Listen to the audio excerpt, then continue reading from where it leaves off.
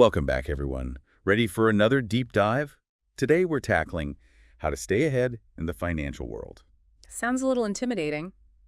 Well, it doesn't have to be. We're going to look at all sorts of resources that can help. Everything from TV channels to websites, even social media. Oh yeah, social media is playing a huge role these days. It really is. But first, let's start with the heavy hitters.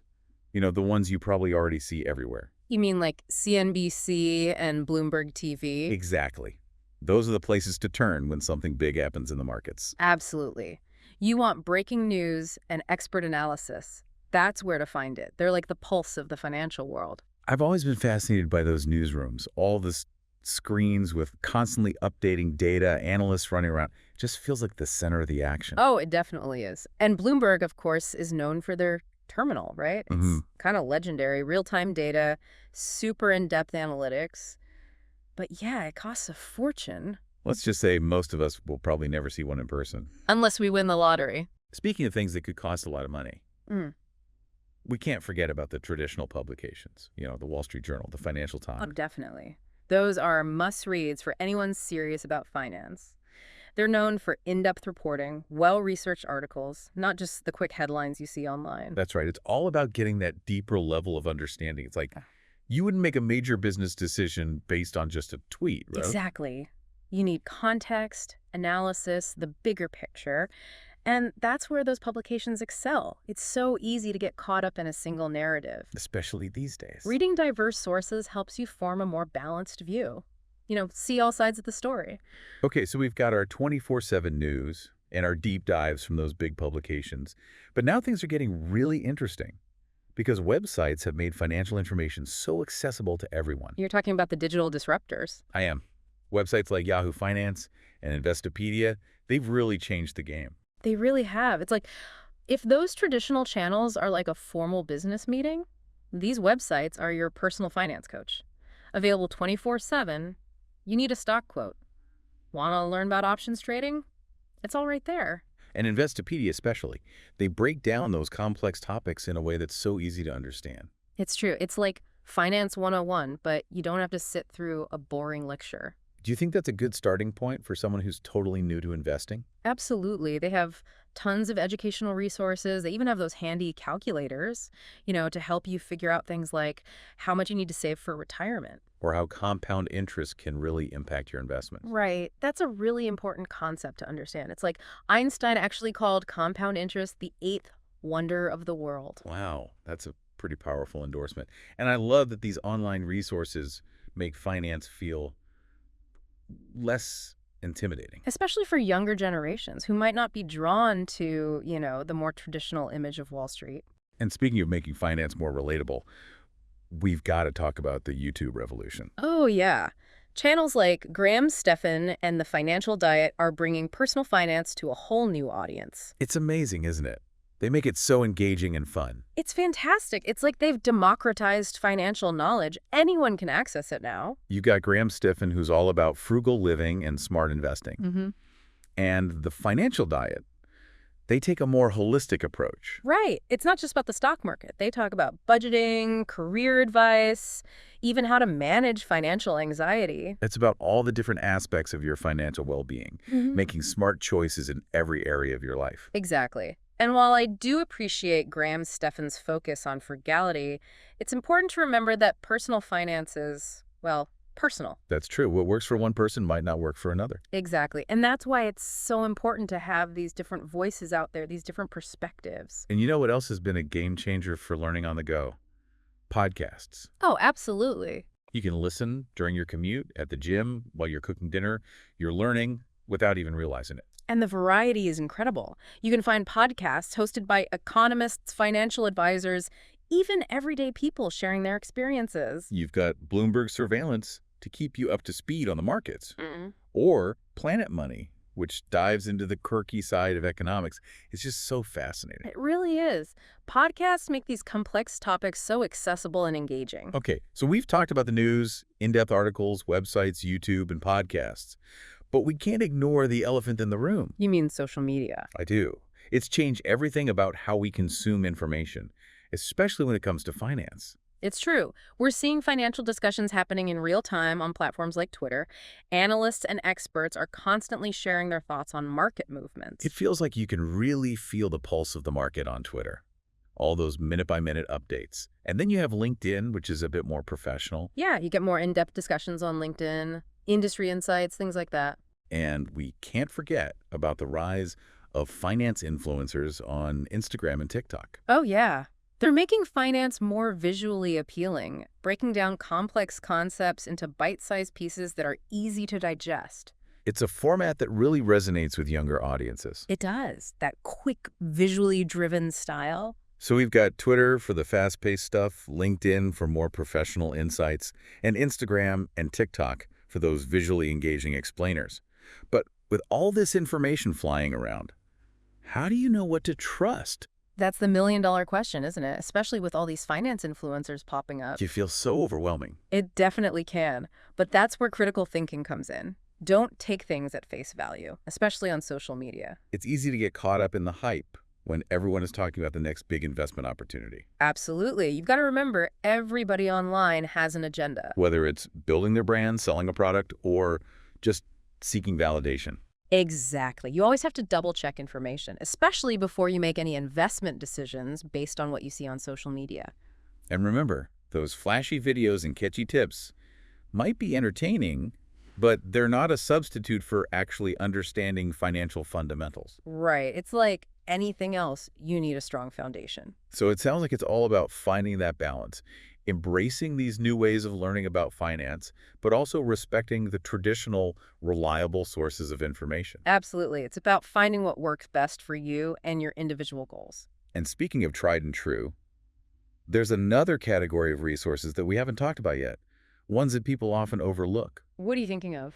Government websites. Ah, yes. The SEC, the Federal Reserve. Thanks. They might not be the most glamorous, Not exactly flashy and exciting, but they are packed with valuable information. information that can really help you understand what's going on in the financial world, the forces that shape the markets, the decisions that impact our lives. Exactly. And that's what we're going to explore next, how to really unlock the power of those government resources. So many resources. It's almost overwhelming, isn't it? How do you even begin to choose the right ones? Well, it all starts with figuring out what you're actually trying to achieve. Like what are your goals? That makes sense. Yeah, It's like going on a road trip. You got to know where you're headed before you plan the route. exactly. So let's say you're completely new to investing, just starting out. Where would you send them? No. What resources would you recommend? We talked about Investopedia earlier, and I think it's a great starting point for beginners. Really? Yeah, they have articles that explain like literally everything from what a stock is to the different types of investment accounts you can open. Oh, I see what you mean. That's like a crash course in finance. It is Finance 101, but without the pressure of exams or homework. No pop quizzes. Exactly. And they have those calculators too, right? The ones to help you figure out how much to save for retirement. Right. Or the impact of compound interest. Oh, yeah. That's important. Makes those concepts more practical, Yeah. not just some abstract idea. Exactly. But once you've got those basics down, you might be ready for something a little more visual. You mean like YouTube? Yeah. Those channels we talked about earlier, they can be really engaging and fun to watch. Do you have any favorites, in the YouTube world? Well, I really like Graham Stephan. Oh, yeah. He's great. Very straightforward. Gets right to the point. He does. And he covers a wide range of topics too, from real estate investing to building an online business. And he's the one who, lives that super frugal lifestyle, drives an old car and everything, but invests his money wisely. That's him. I think it's a great message, especially for young people. You don't have to be flashy to be successful financially. You don't have to keep up with the Joneses. Spend all your money on appearances. Right. Focus on what really matters. And then you've got the financial diet, which takes a more holistic approach, I guess you could say. We talk about more than just investing, right? Yeah.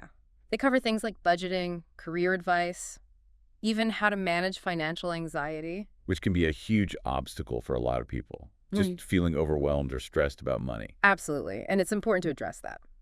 So yeah, the financial diet, it's really about making smart choices in all aspects of your life, not just the stock market. It's like taking care of your financial well-being the same way you take care of your physical health Hmm. or your mental health. Exactly. And if you're ready to take your knowledge to the next level, maybe you want to learn more about stock picking, then I'd recommend checking out resources like The Motley Fool. The Motley Fool. They give stock recommendations, right? They do, but their real value is in their educational content. They teach you how to research companies, analyze financial statements, understand different investing styles. So instead of just giving you the answers, they teach you how to figure things out for yourself. Exactly. It's like teaching you how to fish rather than just giving you a fish. You know what I mean? Yeah. That's a great analogy. And I bet that kind of knowledge is way more valuable in the long run. You're not just relying on someone else's picks. You're developing the skills to make your own decisions. Exactly. And once you feel comfortable with those fundamentals, then you can start exploring more specialized podcasts like We Study Billionaires. I study billionaires. That sounds a little intimidating. Is that only for people who are, aspiring billionaires? Not at all. It's really fascinating, even if you're not planning to become the next Warren Buffett. Okay, what's the appeal then? Well, it's about dissecting the mindsets of these incredibly successful investors, understanding their approach to risk, how they built their portfolios. It's like finding financial role models and learning from their journeys. Exactly. You can learn a lot from studying the greats, even if your own goals are much more modest. Makes sense. So we've got resources for beginners, for those who want to learn about stock picking, even for those who want to understand how billionaires think. But what about the listener who's more interested in, the global economy, the forces that move markets on a larger scale? Now we're getting into my area of expertise, macroeconomics. For those who want to understand the big picture, the forces at play, there are some amazing resources available. Like what? Well, we talked about them briefly earlier.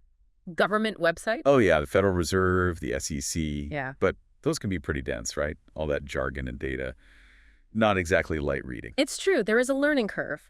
But I promise you, the insights you can gain from these sites are so worth it. Okay, I'm willing to give it a try. But what kind of information are we talking about here? Paint me a picture. Well, let's take the Federal Reserve website, for example. They release statements on monetary policy, interest rate decisions. It's like getting a glimpse into how they're trying to steer the economy. Exactly. It's a direct window into their thinking. I can see why that would be valuable information. And what about the SEC? Well, the SEC is all about transparency. You can find company filings there, insider trading activity, all those nitty-gritty details that can actually impact stock prices. It's like having a backstage pass to the world of corporate finance. Exactly. So yeah, if you're someone who likes to dig deep, analyze data, and connect the dots, those government websites can be an absolute goldmine. It sounds like it. But, with all this information coming at us from everywhere, the news, social media, all these in-depth reports, it's easy to feel completely overwhelmed. How do you deal with that? How do you stay informed without losing your mind? It's a great question, and it's something we all struggle with these days. Information overload is real. One thing that helps is to be really mindful of your information diet. Your information diet. Yeah. Don't feel like you need to consume every article, watch every news segment, or follow every influencer on social media. So be selective. Choose carefully. Exactly. Quality over quantity. It's much better to deeply understand a few key concepts than to just skim over 100 headlines and feel confused and overwhelmed. Don't just passively absorb everything. Be more active in your learning. Exactly. And the other thing that's really helpful is to tailor your information sources to your specific interests and goals. I mean, you don't need to become an expert on every single area of finance, right? Focus on what matters to you. What are you passionate about? Sustainable investing, real estate. Find the thought leaders in those areas. So build your own personalized financial ecosystem. Exactly. One that supports your unique goals and interests. But we can't forget about the wild card here. Social media, we talked about it earlier. It can be such a powerful tool for learning, but also a source of a lot of noise and misinformation. It is a double-edged sword, that's for sure. On one hand, you can connect with others, stay up to date on trends, even get investment ideas. But it's also a breeding ground for scams. Oh yeah, definitely. And people trying to take advantage of others. It's sad, isn't it? All those get-rich-quick schemes that prey on people's hopes and dreams. It's a shame. But it's important to be aware of the risks. And one of the biggest red flags is any investment that promises unrealistic returns. Or guarantees with no risk involved. It's like, if it sounds too good to be true, It probably is. run the other way. Exactly. And another thing to watch out for is high-pressure sales tactics. Someone trying to rush you into a decision without giving you time to think or do your research. Like those late-night infomercials. Call now, operators are standing by. Exactly. Legitimate investments don't work like that. They should be happy to answer your questions, give you time to make a decision. And that brings us back to something we talked about earlier, critical thinking. So important. Don't let your emotions get the best of you. Don't let FOMO, that fear of missing out, cloud your judgment. And if you're ever unsure about anything, don't hesitate to reach out to a trusted financial advisor, someone who's a fiduciary, meaning they're legally obligated to act in your best interest. They can help you avoid scams and make sound decisions. It's like having your own financial guardian angel, someone to help you stay on the right path. I love that. And at the end of the day, it's all about protecting yourself and your financial future. So it sounds like the key takeaway here is that building financial literacy is a journey. It's about finding the resources that work for you, staying curious, and constantly learning and evolving. Couldn't say it better. Myself.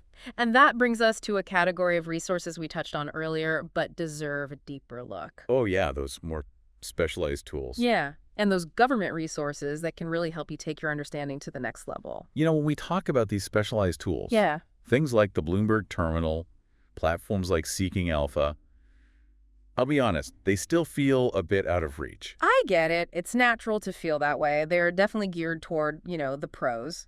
The Wall Street types. So for someone like me, someone who's still learning, what's the point of even knowing about these tools? Well, even if you never actually use them, it helps to understand that these different levels of information exist. Like, think of it this way. You might not be a professional chef, but you can appreciate the difference between a home kitchen and a Michelin star restaurant, Right. right? Okay, I see what you mean. It's like understanding the hierarchy of information, Yeah. where the pros get their insights. Exactly. And even though, the Bloomberg terminal itself might be out of reach for most people, their website and TV channel do offer a glimpse into that world, that data-driven approach. Right, Mhm. right. So, okay, I'm starting to see how all these pieces fit together. But we talked about government websites earlier, and I'm still curious. Hmm. How can those be useful for someone who's just trying to, manage their own finances? That's a great question, and it goes back to the idea of transparency, understanding the forces that are actually shaping the markets. So let's say you're interested in a specific company. Maybe you're thinking about investing. The SEC website, like we talked about, is where you can find those detailed company filings, financial statements, executive compensation, potential risks. So it's like doing your homework, Yeah. really digging into the details before you invest your money. Exactly. And all that information is free. It's about empowering everyday investors. It's great. And then you have the Federal Reserve website, which helps you understand those broader economic trends. The big picture stuff. Right. The Fed has a huge influence on the economic landscape. Their website can give you insights into things like monetary policy, interest rates, inflation. Stuff that impacts everyone. Absolutely. Your mortgage rates, the stock market, everything. Wow. It's like seeing how those decisions at the top trickle down and affect our daily lives. It is connecting those dots, understanding how it all works together. So we've got all these amazing resources, from those real-time news channels to in-depth articles to user-friendly websites and podcasts, even those government websites with all the raw data. It's incredible. It really is. But it also makes me think about something else. Something we haven't really touched on yet. Financial scams. Oh, yeah. That's a big one. With so much information out there, so many people eager to learn about investing. Mm. It seems like scammers would have a field day, Unfortunately, they do, and they're getting more sophisticated all the time. especially with online investing and social media. Exactly. It's sad. People get drawn in by these promises of getting rich quick. That's a huge red flag. Anytime someone promises unrealistic returns or guarantees with no risk, be very skeptical. It's like, if it sounds too good to be true. It probably is. Yeah. Another thing to watch out for is high-pressure sales tactics. Anyone trying to rush you into making a decision without giving you time to think or do your research. But those limited time offers. Exactly. Legitimate investments don't work that way. They should be happy to answer your questions, give you time to consider things carefully. And it goes back to what we talked about earlier, critical thinking. Yes. Do your research, verify claims, and never be afraid to ask for a second opinion. Don't let your emotions get in the way. Right. And if you're ever unsure about something, talk to a trusted financial advisor, someone who's a fiduciary. That means they're legally obligated to put your interests first. It's like having someone in your corner looking out for you. Exactly. So as we wrap up this deep dive, I'm feeling a sense of, empowerment. Even with all the complexities and potential risks, There are so many incredible resources available to help us navigate this world. There are. It's all about finding what works for you, staying curious, and never stopping learning. Taking control of your financial future. Absolutely. And remember, the power to become financially savvy is within everyone's reach. It's not about who has the most expensive tools or the most exclusive information. It's about who's willing to put in the effort, stay curious, and embrace the journey. Beautifully said. So to all our listeners out there, keep exploring, keep learning, and keep asking questions. The world of finance is vast and ever-changing, but with the right approach, you can achieve anything. You got it. And remember, we're always here to help guide you along the way. Until next time, happy investing.